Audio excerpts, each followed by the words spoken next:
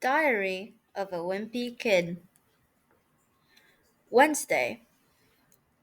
Today we had phys ed.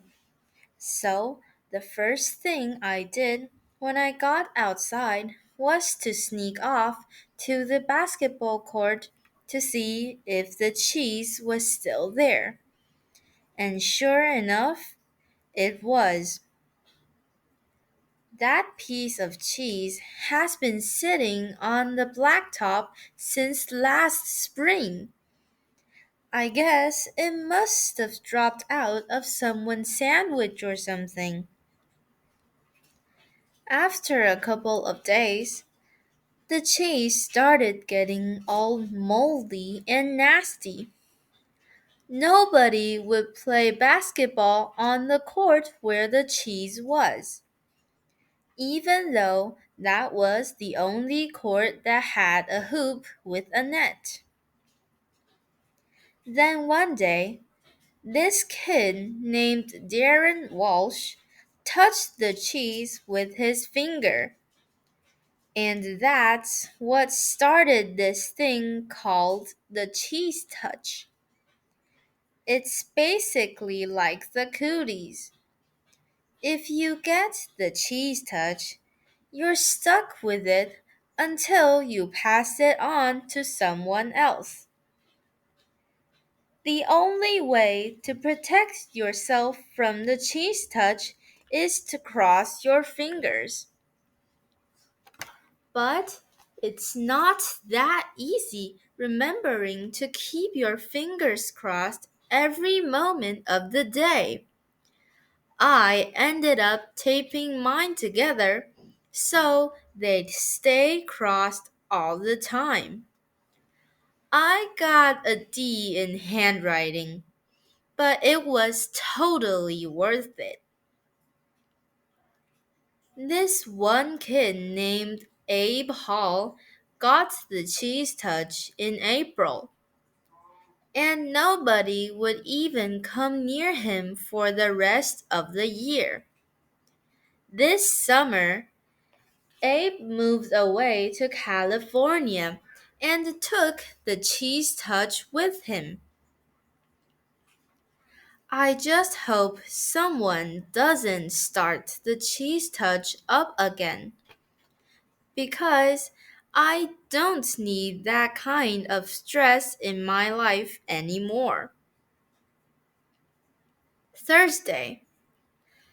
I'm having a seriously hard time getting used to the fact that summer is over and I have to get out of bed every morning to go to school.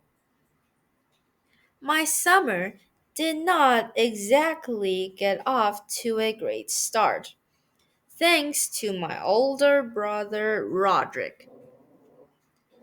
A couple of days into summer vacation, Roderick woke me up in the middle of the night. He told me I slept through the whole summer, but that luckily I woke up just in time for the first day of school. You might think I was pretty dumb for falling for that one, but Roderick was dressed up in his school clothes and he set my alarm clock ahead to make it look like it was the morning. Plus, he closed my curtains so I couldn't see that it was still dark out. After Roderick woke me up, I just got dressed and went downstairs to make myself some breakfast, like I do every morning on a school day. But I guess I must have made a pretty big racket because the next thing I knew, Dad was downstairs yelling at me for eating Cheerios at 3 in the morning. It took me a minute to figure out what the heck was going on. After I did, I told Dad that Roderick had played a trick on me. and he was the one should be yelling at. Dad walked down to the basement to chew Roderick out, and I tagged along. I couldn't wait to see Roderick get what was coming to him. But Roderick covered up his tracks pretty good. And to this day, I'm sure Dad thinks I've got a screw loose or something. Friday. Today at school, we got assigned to our reading groups. They don't come right out and tell you if you're in the gifted group or the easy group. But you can figure out right away by looking at the covers of the books they hand out. I was pretty disappointed to find out I got put in the gifted group because that just means a lot of extra work. When they did the screening at the end of last year, I did my best to make sure I got put in the easy group this year. Mom is real tight with our principal, so I'll bet she stepped in and made sure I got put in the gifted group again. Mom is always saying I'm a smart kid, but that I just don't apply myself. But if there's one thing I learned from Roderick, it's to set people's expectations real low so you end up surprising them by practically doing nothing at all.